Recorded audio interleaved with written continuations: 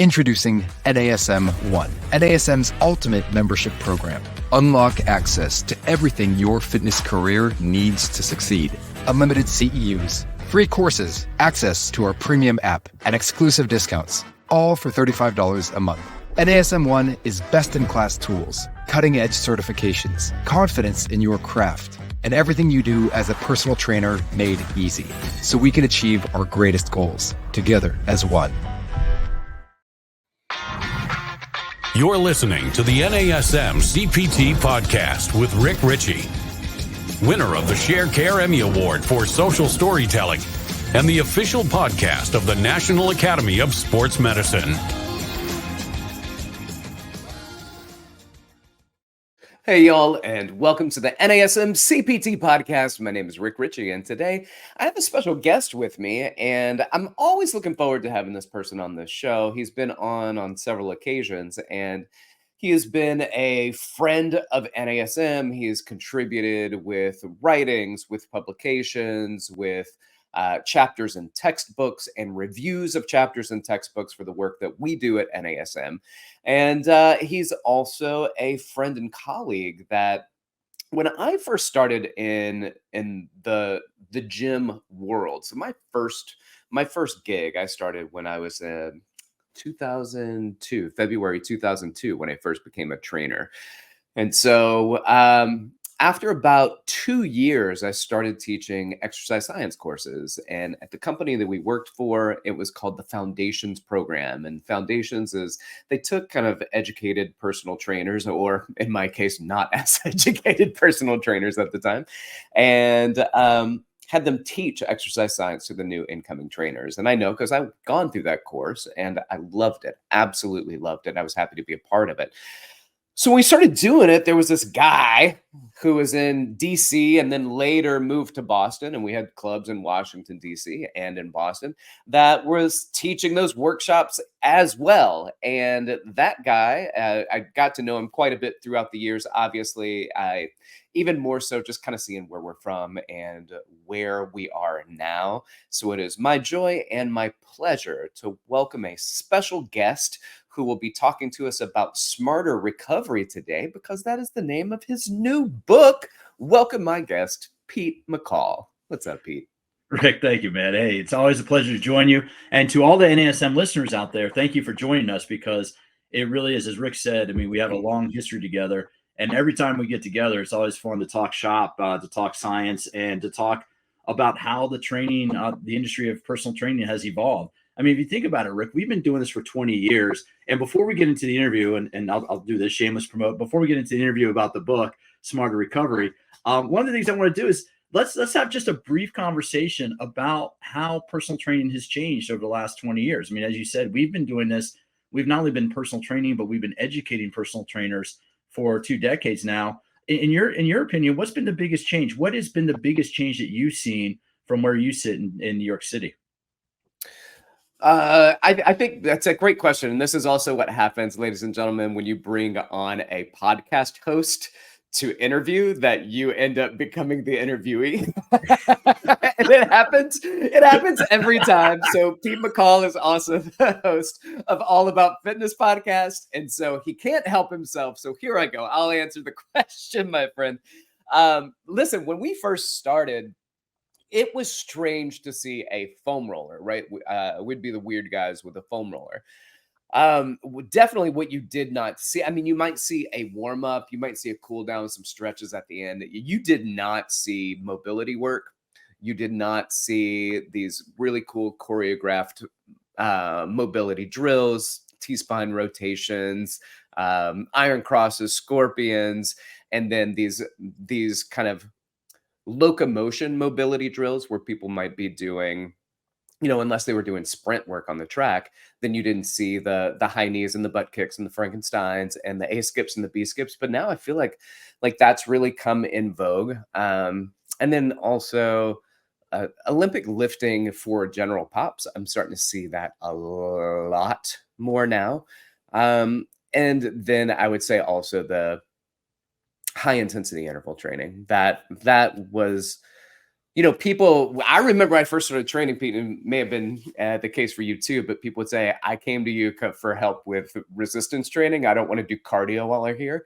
And it's not like we put people on the treadmill and walk away, but if you want to bang out 500 meters, 1,000 meters, 50 calories, 100 calories on a ski erg or a concept 2 rower or a sled erg, some sort of, then these types of quantifications and how we measure and track, I think have really entered into the consciousness of the general trainer, and that we now see more high intensity stuff, not just in resistance training, but also adding in the cardio version of resistance and then high intensity cardio into the workout. So I think there's some significant changes that have come into place, but those are kind of like my highlight reel version.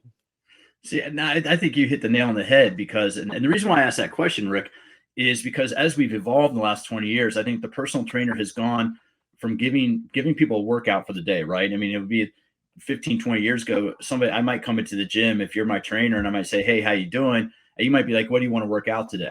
But now what I've seen is personal trainers have become more like coaches of where they're planning workouts, they're periodizing workouts. We have so much more information. When you and I started 20 years ago, if we wanted to learn something, we had to pick up a textbook, we had to take a live course, we had to travel, we had to pay out of our pocket to take a live course, and we had to learn, we had to look for the information. Now, I think the biggest change we've had is I can go on my phone and within a couple swipes, I can be watching a lecture from one of the top professors studying, like from Brad Schoenfeld or Andy Galpin out of Cal State Fullerton. Some of these individuals post lectures up on and their podcast interviews. I mean, you can now basically get an MS in exercise science by watching YouTube. And so I think, so to your point, I think we now see people doing so much more advanced workouts in the gym because we have so much more access to information. And that leads us to where now we understand where 20 years ago, if I asked you about recovery, you might have said, hey, dude, do you have a drinking problem? Are you an AA? Because nobody really talked about, recovery was really not something we talked about 10, 15, That's right. Even 10 years ago, man. And now it's like, if you're in the gym, especially if you're a trainer working with clients over the age of 40, you have to take into account what your client's going to do after the workout, because the body doesn't change during the workout. The body changes after the workout in the recovery process. That was something I observed a long time ago, which, shameless plug again. That's why I wrote the book, Smarter Recovery. I mean, for people out there, this, just so you know, I've been writing articles for about 7 to 8 years for various organizations like IDEA. I wrote a course for NASM on recovery. I've been taking that information over the last, 7, 8 years, and all that is compiled into this book. So if you really want to understand how to not only help your clients with programs, but help your clients with what they do after the workout, that's why I wrote Smarter Recovery. I love it. And listen, I think you probably are familiar that I own a recovery business, and my business partner and we opened the first comprehensive recovery facility in the world. It was, there were individual modalities that people would have, but I was working with a few NBA players, and I'm listening to some of the cool recovery stuff that they do. And I thought, well, I want to do that, right? Like, I want to recover that way. And then I thought, well, if I want to recover that way, then I'm sure other people do too. And after a little bit of brainstorming, I opened, along with a business partner, a company called Recover that we opened right down the street from Madison Square Garden in New York City. And we were the first comprehensive recovery. So there were one-offs, like go take a cryotherapy chamber, or go to this other place and get an infrared sauna. But we were the first ones that were like, well, I don't want to be a one-off. Can you come here and we do this whole thing? Now, the brick and mortar version of the business closed due to COVID. But we still exist. In fact, my business partner was just in Southern California doing one in Sunnyvale. I'm doing one tomorrow in downtown Manhattan, and it's like a corporate events company now where we go in and we run recovery for people. But the problem is that there's so much information about recovery. Some of it is aggrandized, right? Like, let's make a big deal out of not really very much. And then some of it is so focused on the cool tech that we take away from the importance of your diet, right? Your nutrition, the amount of sleep that you get, the amount of exercise, like honestly, and the type of exercise that can be a component of recovery, because we want to plug something in and have something do something to us. You recover me, not me recover myself. So I'm real interested in hearing your perspective on that. Well, you're hitting the head on something, because with what you're doing, and I can't remember when I was in your studio, because I know I was in there. I can't remember if it was 2018 or 2019, Rick. But I mean, you had the oxygen chamber, you had the pressure chamber, you had the IR sauna. You were really ahead of the curve of seeing that. And what I found fascinating about your business was you're catering. You told me you're catering to more of a Wall Street clientele that really had high levels of stress at work. And for any personal trainer out there right now, we really need to understand, if we are coaching people, if we're having people exercise, we fundamentally have to understand that exercise is physical stress imposed upon the body, right? So exercise is stress imposed upon the body, and how the body responds to that is what determines the results. So right now, Rick, you and I are both in homeostasis because we're sitting here. And most listeners out there, if you're sitting, if you're commuting to work, if you're in your car, you're walking, whatever you're doing, you're in relative homeostasis because you're not exercising. Now, if you're listening to this while you're exercise, now you're disrupting homeostasis, which is the natural state of being, by adding stress to the body. We have low, moderate, and high intensity exercise that are all different levels of stress on the body. And really low and moderate intensity exercise, we don't really need to think about what we do after the workout. But if clients are really going to be working hard, working at high intensity, and really pushing themselves, we need to think about, okay, how are we going to mitigate the stress after the workout? And you hit the nail on the head, man. I mean, really, it's lifestyle habits like hydration, nutrition, and sleep. I mean, I don't want to give the book away, but basically, I mean, you don't need to go out. IR sauna works, red light therapy works, cold plunges work. I mean, not comfortable for the few minutes that you're in there. All that stuff works. But at the end of the day, what we're trying to do with the process of post-workout recovery is accelerate the return to homeostasis, the normal functioning of the body. And the quicker we can do that, and we can do it through nutrition, hydration, and sleep, primary factors, the better we can train the next day. I mean, the one methodology is, and the one thing I want trainers to think about is, as soon as we finish working out today, like I did a workout, early morning workout, and as soon as I finished my workout at 7:15 a.m., my next training session started, right? So I'm going to go, I did a weight workout today with kettlebells and body weight. I did TRX and kettlebells. So now I'm in the recovery process, because tomorrow morning I'm going to go for about maybe an 8 to 10 kilometer mountain bike ride. That's not super long, but I'm going to do it, knock it out in the morning before work. So now I'm in the process of preparing for the next workout. And if you're a trainer or a coach, you need to get in that mindset for your clients about, okay, as we finish this workout, what are you doing to prepare for the next workout? And that's what the book tries to explain, is how to apply that process. I love it. Ladies and gentlemen, you're listening to the NASM-CPT Podcast. My name is Rick Richey, and I have my guest, P. McCall, that's here with us today talking about recovery. And I'm going to just shout out my buddy Jordan, who used to train at my gym before he moved to California, and broke my heart because he was such a good, important piece, crucial piece to the gym that we had there. And one of my favorite things that Jordan used to say to his clients when they were taking off, the workout was over, they changed clothes, they'd be like, all right, Jordan, I'll see you later. And Jordan would go, remember, now is the most important part of your workout. And I was like, dude, that is the best. That's the best statement that you can make, because it's not about as much or totally what you do in the workout. The workout itself doesn't give you the results. As you mentioned, the recovery from the workout is where those results come. So it was a powerful thing that he said. And there was such simplicity in his statement that, now the workout really begins. Now is where the benefits really come. So taking the time to hydrate and to eat and to get the appropriate amounts of sleep as much as possible. But then there's all the other recovery things, the ones that are sexy, the ones that you can bond around, the tortures that people put themselves through so that they can bond, whether that is going into a cold plunge or doing any other types of recoveries. I want to kind of talk about the highlight reel of what you found in your work. So yes, hydration, nutrition, and sleep, top tier versions for recovery. And then there are dozens of other things that fall underneath that. Let's start hacking away at some of those. Well, it's interesting you say that because you and I are not researchers; we're practitioners, right? I don't spend That's time in the lab. I don't wear a white lab coat, and that's why. I mean, honestly, Rick, that's why I did the when I did my master's degree. That's why I did the NASM Master's Degree program, is because I wanted to apply the information. I didn't necessarily want to research it; I wanted to apply it. So when I was going through the research to write this book, it was like I maybe when I finished all the research and compiling all the research for what's in Smarter Recovery, it was about this thick. I mean, if anybody remembers what a Yellow Pages is about the size of 2 Manhattan Yellow Pages in terms of all the research I read.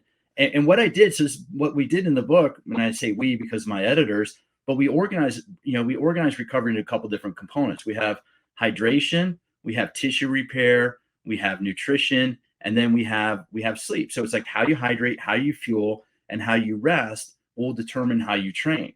And you can look at high tech stuff, and it works, right? You can look at high tech stuff, but not every client can afford $120 for a pair of compression pants. Not every client can afford a $200 massage gun or massage therapy gun.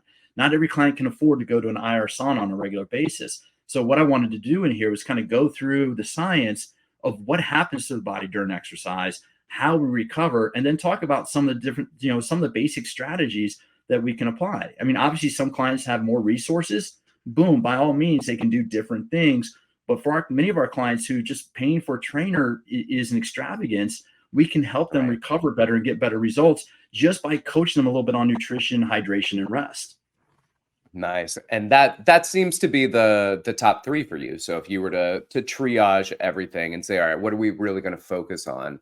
Then you would say those top 3: hydration, nutrition, and rest.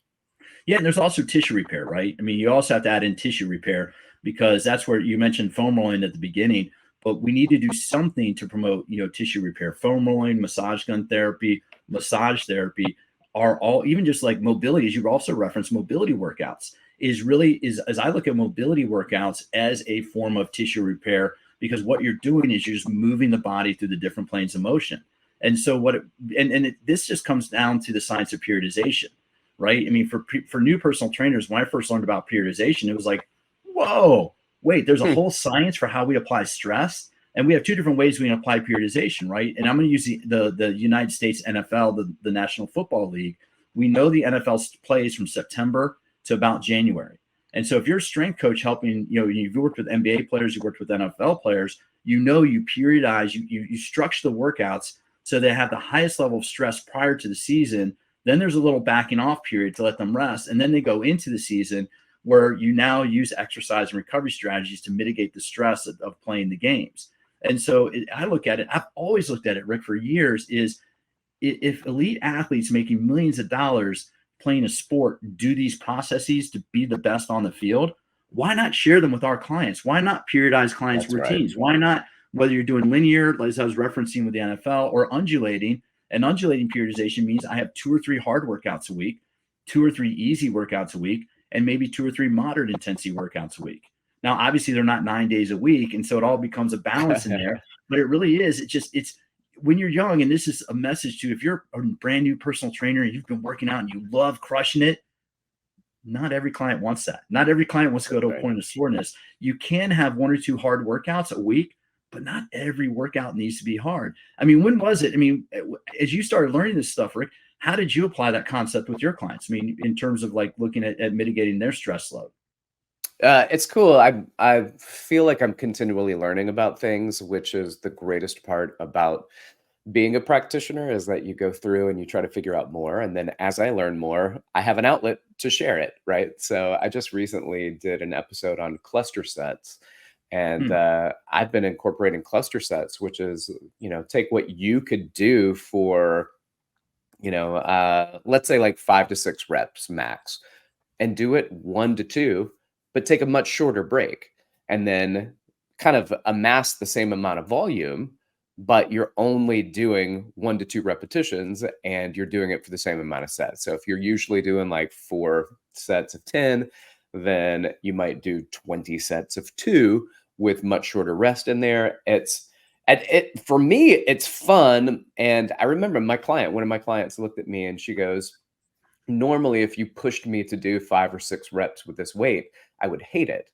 But doing 1 to 2 reps, I actually feel really strong while doing it. And so adding in cluster sets, working up strength building, and trying to equate volume, these are all kind of interesting components or versions of programming that you get to add in. And so as we kind of go through the OPT model, are there ways where you can focus on stability, strength, and power, undulate that and cycle that linearly, and try to figure out which ones that you like and which ones work for your clients? Because we want outcomes, but we also want people to do it, right? And so if you're incorporating programming that your clients don't enjoy, then you're probably not going to get very far with that client. So doing something they both like and something that has a track record of progress. And that's just it, is like, it doesn't mean that we don't want to skip high intensity or we don't want to avoid high intensity exercise, but we just want to be smart about how we apply it. And if I know, if you're my client, Rick, and I smash you today on a Monday, then I better give you a strategy for what you do tomorrow, where I want you to move tomorrow, but I don't want you pushing a lot of a load, right? And I try to organize training. My approach, based on what I've read in the research, is to organize training based on like the force production. So how much force are you producing? And strength is just force, general muscle force. Power is force over time.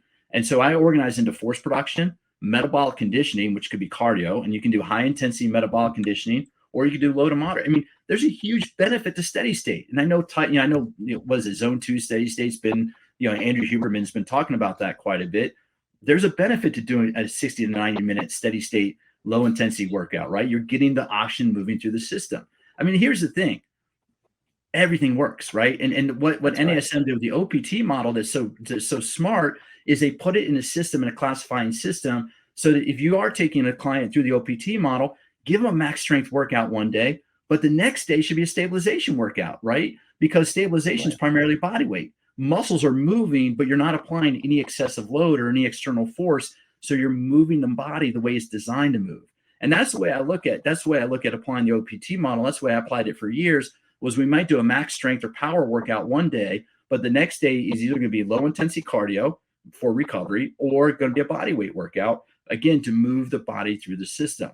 And then the next day after that might be a HIIT workout followed by a strength workout for a different part of the body, right? And so there's a way to plug and play the different types of training by building in recovery. And that's the biggest thing about periodization, that when you look at the science, if you go back and you read the Russian literature, or you go back and read I don't read Russian, I don't speak Russian. But if you go back and read the interpretation, if you go back and you read the interpretation of the Russian literature, because the Russians were the ones, the Soviets back in the 60s, that developed the periodization, because they're the ones that realized all exercise is stress on the body.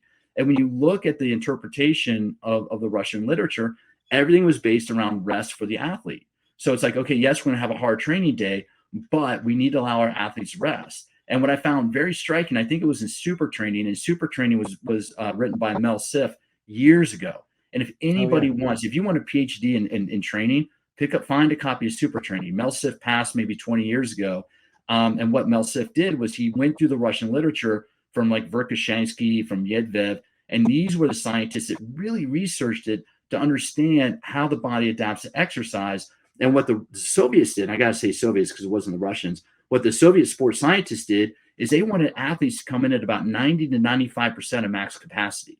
Right here in the United States, we might push hard. Like if you have a marathon, if you're training somebody for a marathon, the week before the marathon, the longest run they should do is maybe 2 or 3 miles, maybe, right? Because if they're preparing for a marathon, the muscles store glycogen. If you train hard the week before a marathon, muscles are not going to have a chance to store through glycogen. It can take 48 hours to fully replace muscle glycogen in the body. And that's really where the Soviet literature was so important, because the Soviets saw that, hey, if we let the athletes rest a little bit, when they come into competition, the start of the competition, the adrenaline, everything that kind of you get amped up for competition, that's going to push them harder. So that really is the mindset that I got into with clients is, I'm going to push you hard, but I don't want to break you. I'm going to bend you, but I don't want to break you. And rest becomes a key in everything we do, because even if you have somebody training for an elite athletic competition, their body needs, and also it's a mental rest, right? Because if you always push yourself, if you're always in fatigue, there's a South African, Tim Noakes. Tim Noakes writes about fatigue as an emotional state.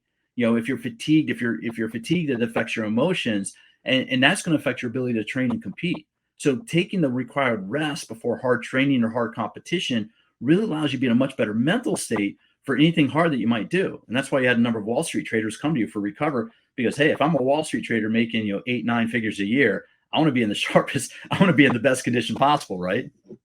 That's very true. Ladies and gentlemen, thanks for tuning in. This is the NASM-CPT Podcast. I'm Rick Richey, and I've got my guest with me, Pete McCall. We're talking about recovery, and one of the things we're talking about is how to, in ways, periodize recovery, right? So we've got periodized personal training or periodized training where, the way that you do your resistance training, we periodize that. One of the things that's kind of cool about the OPT model is that you see the warm-ups and the cool downs start to shift based on what level that you're in. So are you doing static stretching? Are you doing active? Are you doing dynamic? Same thing with the mobility work, same thing with the cool down. The foam rolling is even different depending on what it is that you're about to go and do, or depending on what it is that you just did. And so what we need to talk about even more is to make sure that we understand that, the importance of continued hydration. And I know that you guys watch me on YouTube sometimes, and it's not water that I have in this mug. It is booze. No, it's coffee. I'm always having coffee, and it's noon in New York City when we record this. And I've got coffee with me. And one of the things that's important to me is that I look at it and make sure, listen, I agree that coffee is mostly water, but water is also just water. And that's something that should be taken into account as well, especially as I start to, and I also like to periodize my coffee. Some people think that's nuts, but I try to go at least one day a week without having any coffee so that I'm not too addicted to receiving that hit.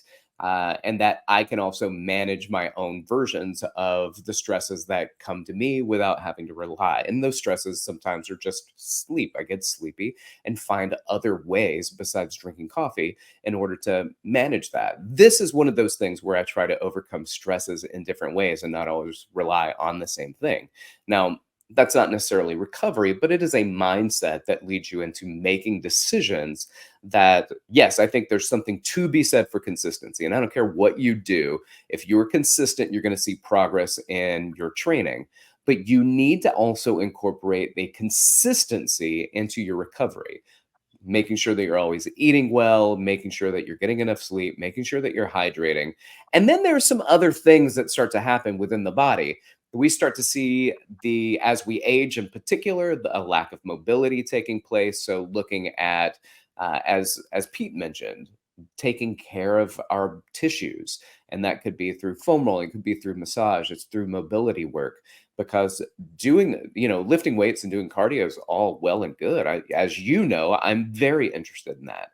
But as we start to get locked down and we lose mobility, the loss in mobility will oftentimes lead to a loss of movement, a lack of desire to get up and move as much. And so wanting to express the importance of our tissue itself, not just beating up on it, but also recovering from the damages that we do to it, not just through nutrition, not just through sleep, and not just through hydration, but taking care of our tissues and our mobility, working through our end ranges of motion, seeing if we can increase the end ranges of motion if it's nowhere near the norms and the norms charts for our joint ranges of motion. We need to be aware of that. We got to take that into account.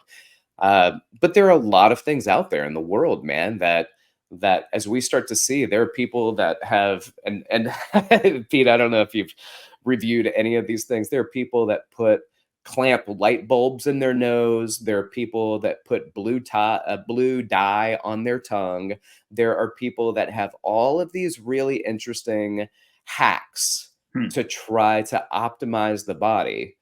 And when you really look at what it is that truly works, then those things can help.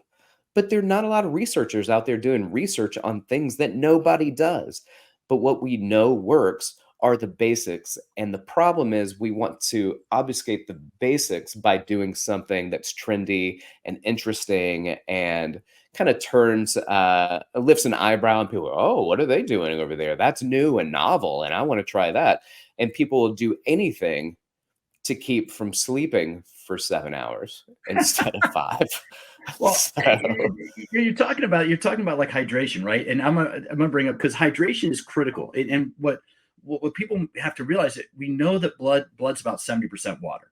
And I'm a huge coffee fan too, and I try to cycle off my coffee around noon, 1 o'clock, so I don't stay out too late, because sleep is so critical. Right. But when we look at the layers of tissue, when we look at, and I know you're a massage therapist, and we understand that these are layers of tissue here. The more hydrated we are, the easier these layers slide across one another. If we let clients get dehydrated, that tissue becomes like sandpaper, and it doesn't move as well. That's one key thing about hydration. And you're talking about hacks, right?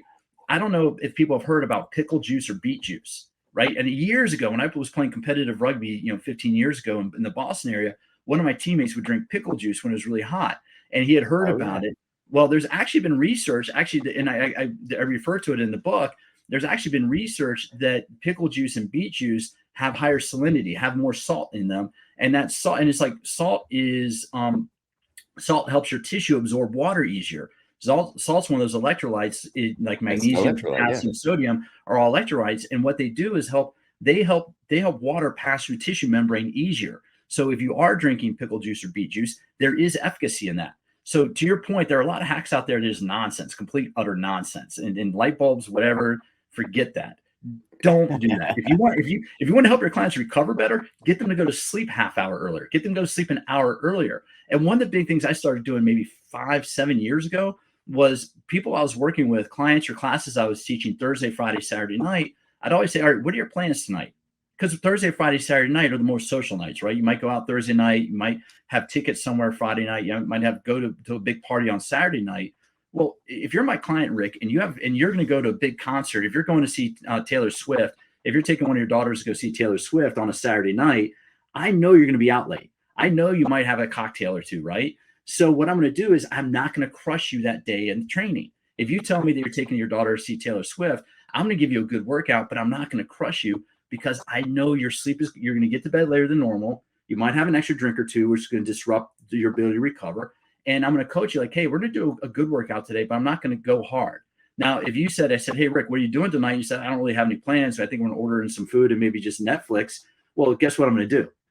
I'm going to up the intensity a little bit, right? I'm going to smack. I know, because it's like, hey, if all you're going to do is just Netflix and chill, man, I know you're going to get to bed earlier, and I'm going to coach you at the end of the workout. Hey, I push you a little harder today. I want you to make sure you hydrate, make sure you fuel, make sure you have some recovery drink, recovery protein. And I want you to make sure you get to bed a little bit earlier tonight so you get that sleep that you need. That, and I want to say to all the new trainers out there, that is how you differentiate yourself between being a trainer and a coach, right? When you start giving your clients that advice for how to mitigate stress the next day, and for saying, hey, I'm not telling you not to go out, have fun. Like I was out with some friends at a nightclub on Saturday night in LA. Not my usual thing, right? I'm 50 something years old. I don't usually hang out in nightclubs, but this was a cool event and went to it with some friends. And so what I did on Saturday, I did a light training day because I knew my sleep would be disrupted. And yesterday I planned for a walk. And that way, so I had a lower intensity training day, stayed up later than normal on Saturday night, and had a walk yesterday. So I didn't stop activity. I didn't skip a workout. I just mitigated my stress around disruption in my lifestyle. And that's something that as trainers, as personal trainers, that is an extra step. That's what we should be doing with our clients, because we want to give that advice to our clients so they achieve their optimal health. I mean, you and I have been studying this for 20 years, so we know how to hack our health, and we know the strategies that we need to apply. And all we're trying to do is share it with other people out there. I like that. I think one of the other things that you brought up, which is disruptors. So what are some of the disruptors? I know you had mentioned alcohol, and I agree. I also think the price of a Taylor Swift ticket is a disruptor. So let's just go with that. But disruptors such as alcohol, and I've actually had some neuroscientists on the show in the past, and they talk about that you can be asleep with alcohol. And some people are like, oh, I drink because that helps me go to sleep. And they said there's a difference between a lack of consciousness and sleeping.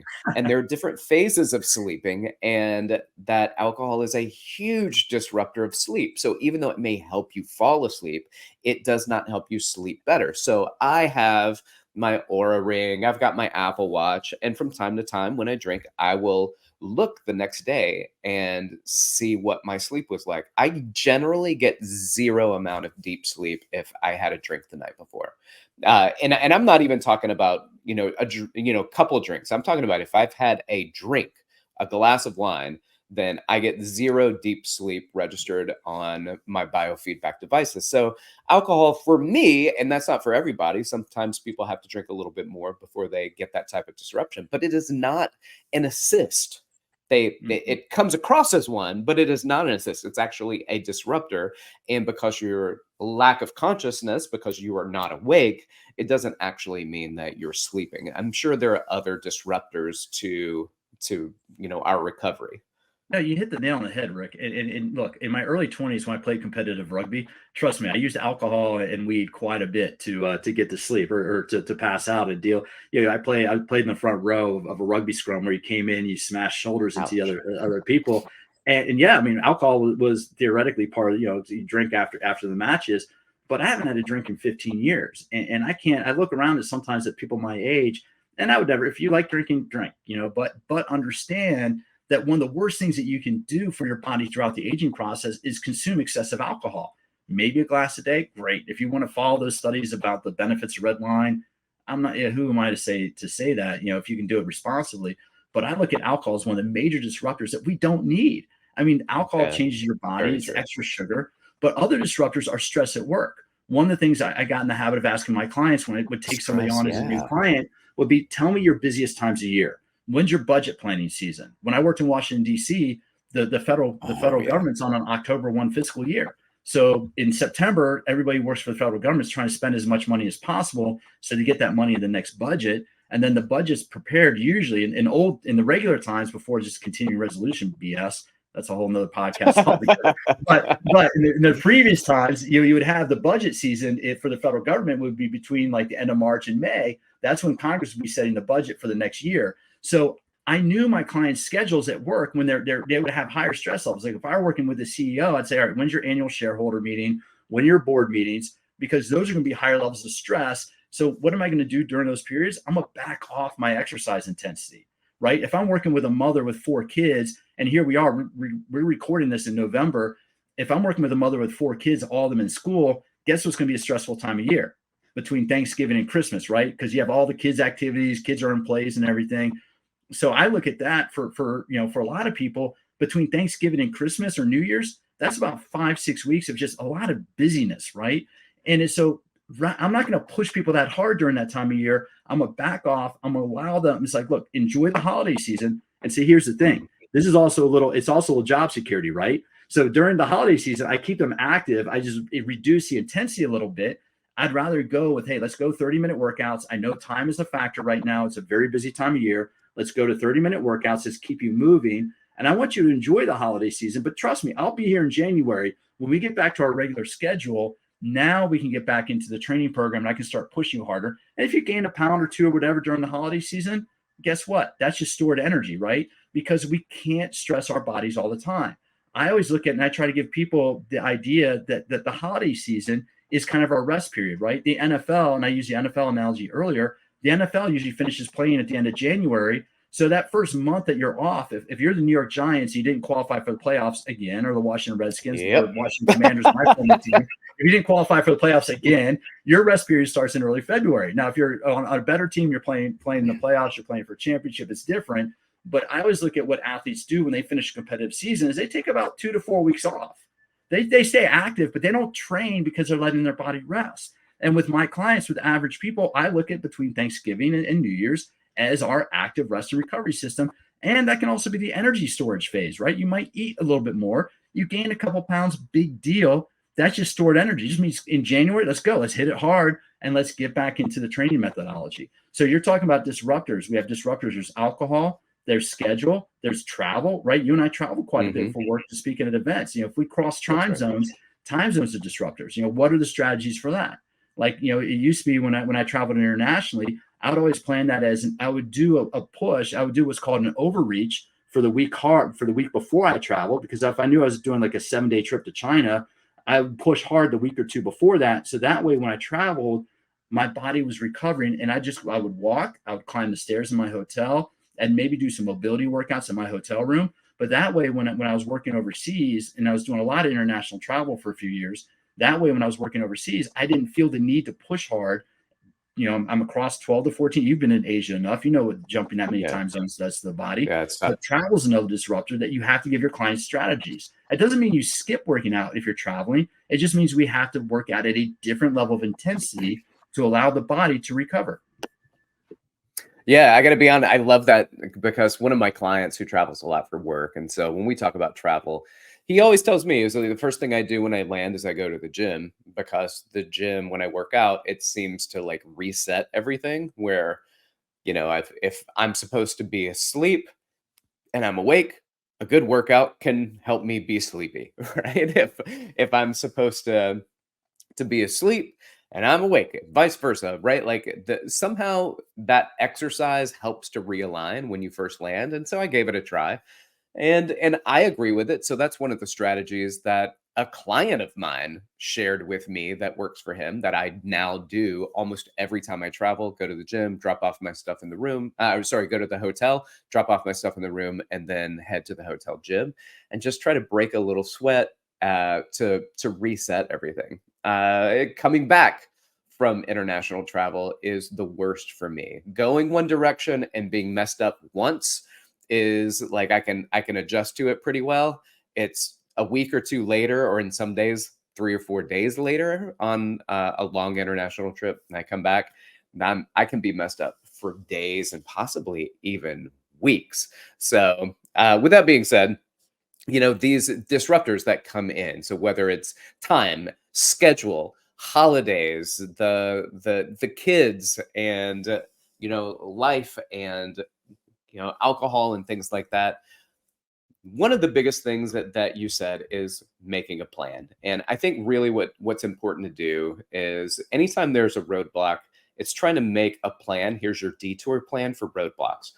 And if you can see them coming, you acknowledge them, you know what tends to get in your way.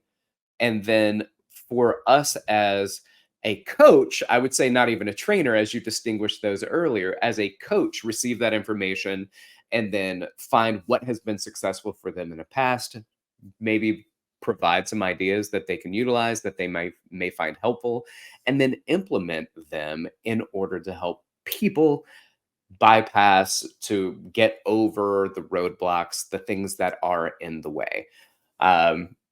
Because they can be a barrier, not just to our recovery, but our function. And stress is a big component of what we need to recover from, whether or not that is a physical stress from the gym, or that is a psychosocial stress from living life and going to work and engaging in the environments that we're in. So I think you bring up some really good points that we should look at and take into consideration. This is the NASM-CPT Podcast. My name is Rick Richey, and I've got my special guest with me today, Pete McCall, who's been on with us several times. And this won't be the last time you hear from him, I guarantee you, because he's going to write another book in the next year or so. And he's going to come back on the show to plug his books. But while we're there, Pete, go ahead and plug your book again. Well, no, of course. I mean, look, guys, you spend the time writing a book, you want to make sure people know about it. So, and especially because this is such an important topic. And look, this is something I wish I had known when I was starting out my personal training career, because I know there are clients that I overstress. I know there are clients where I probably had them train too hard, and it disrupted them, and it didn't allow them to get the results they wanted because they didn't have the recovery. And it really is a mindset of, if we are a personal trainer, if we are a fitness professional, we need to think about the whole picture and not just about what we're doing this day, and be able to plan for the long term. And that really is that mindset, right? It's shifting from that personal trainer to that coach. And I know that NASM has a number of resources out there. So, what resources does NASM have that helps, NASM certified personal trainers understand more about the process of recovery? I love that. So especially in the performance enhancement content. So we've got entire sections on recovery, regeneration, the things that we do in order to help our tissue and our body, our physiology recover. We have the certified nutrition specialist that is very helpful for nutrition. We've got sports nutrition specialists that helps with people that are working with active populations and what that nutrition looks like when you're working with people who are exercising.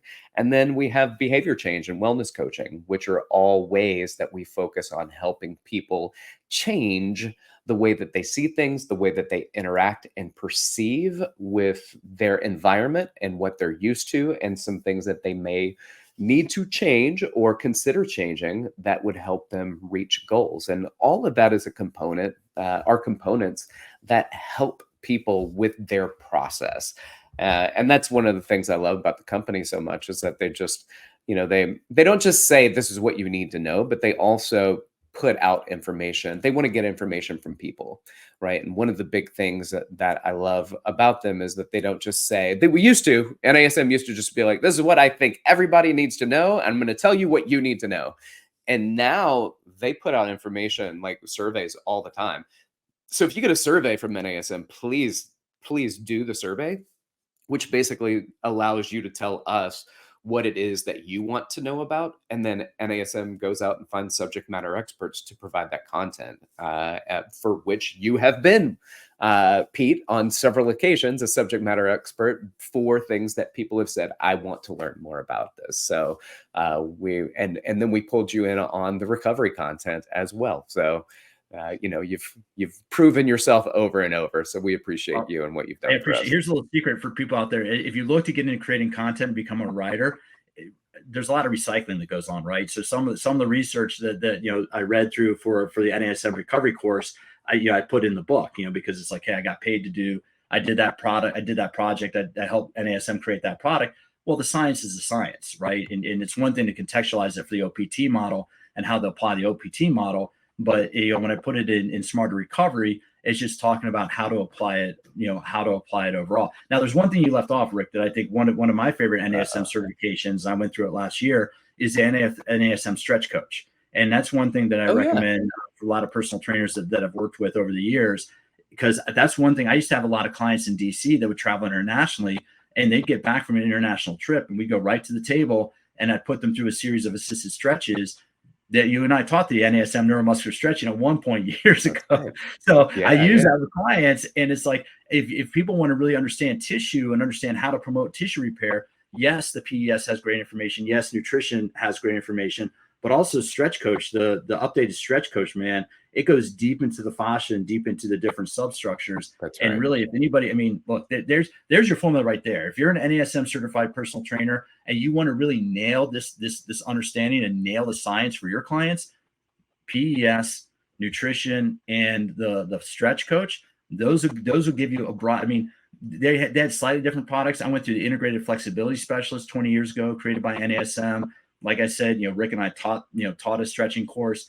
I went through the nutrition. When I went through the NASM graduate degree program, we covered nutrition. I got the PES, the Performance Enhancement Specialist, as part of that. So really, a lot of, I have to be honest, a lot is, NASM really is. You can read as you go through the book.